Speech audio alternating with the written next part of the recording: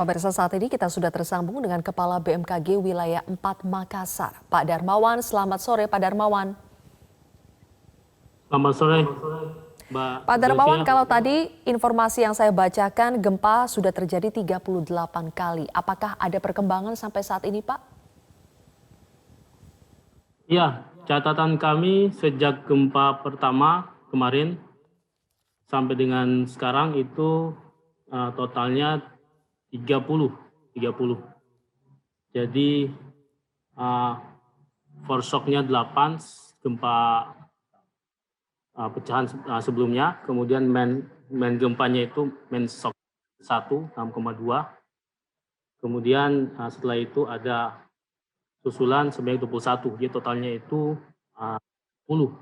Catatan kami di Balai 4 Makassar.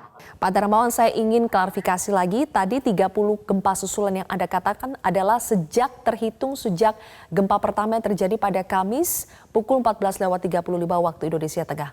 Betul demikian, Pak? Ya, itu catatan kami. Kami punya alat receiver new generation, itu real time, dan kami catat perkembangannya sampai sekarang masih tercatat. Demikian, Mbak. Oke, Pak, tadi kita sama-sama mendengarkan pernyataan dari Kepala BMKG Pusat, Ibu Dwi Korita, yang mengatakan bahwa ada potensi terjadi gempa susulan berikutnya yang magnitudonya lebih besar dari gempa sebelumnya, yaitu 6,2. Biasanya kalau orang awam tahunya, Pak, gempa susulan itu biasanya lebih kecil magnitudonya. Tapi kenapa ini disebut berpotensi mengakibatkan gempa susulan yang lebih besar, bahkan sampai magnitudo 7?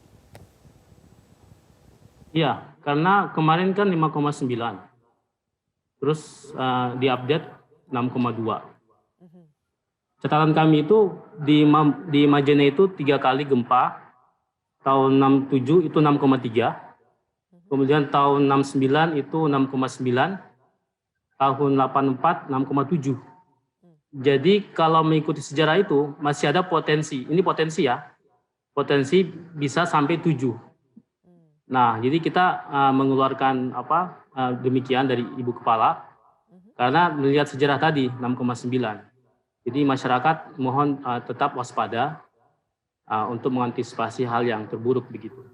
Oke, maksudnya bagaimana, Pak? Apakah sejarah itu berarti akan kembali terulang karena ada siklus yang polanya sama atau bagaimana?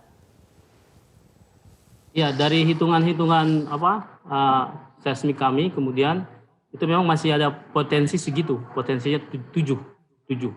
Ya. Dan juga itu kan dibuktikan dengan sejarah. Sejarah itu kan hal-hal yang harus kita perhatikan. Okay. Ini bukannya untuk menakuti, tapi untuk waspada lebih. Karena kemarin di Ambon juga demikian. Setelah main shock gempa utama itu masih susulan juga agak besar. Nah, ini untuk kita antisipasi. Kemudian ini kan Majene ini menuju kan dekat pantai. Di Selat Makassar. Nanti ada longsoran di bawah laut begitu. Nah, sehingga antisipasi karena kemarin yang terjadi di Palu juga demikian. Itu di Donggala di darat tetapi menghasilkan longsoran di bawah laut juga, salah satu hal yang membuat tsunami. Sehingga kita antisipasi yang terburuk begitu, Mbak. Jadi masyarakat mohon memperhatikan hal tersebut. Baik. Tapi Pak, apakah sejarah ini akan berulang dalam waktu yang dekat? Kan kemarin sudah terjadi, maksud saya di hari tadi sudah terjadi yang 6,2. Apakah susulan yang diprediksi dengan magnitudo lebih besar itu akan terjadi dalam waktu yang dekat? 1-2 hari atau seminggu ini atau bisa jadi tahunan, Pak, jaraknya?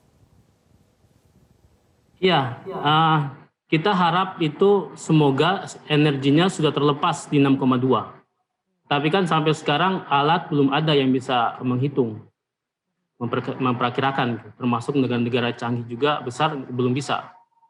Nah, sehingga kita belum bisa mengetahuinya. Tapi kita tetap harus waspada juga. Kemarin di Ambon itu bisa sampai 1 bulan ya. 1 bulan itu masyarakat waspada. Sehingga tetap, Mbak, kita harus terus waspada. Karena kalau kita tidak waspada, menganggap remeh hal ini, dan ternyata kejadian itu di Mamuju itu dia landai, Mbak. Saya beberapa kali ke sana landai daratannya. Sehingga ketika terjadi beneran itu bisa masuk 30-50 km ke darat begitu. Nah, sehingga betul-betul kita waspada. Ya. Oke, terima kasih atas peringatan Anda Kepala BMKG Wilayah 4 Makassar. Pak Darmawan telah bergabung bersama kami di Breaking News Metro TV. Jangan lupa untuk subscribe YouTube channel Metro TV News dan nyalakan notifikasinya.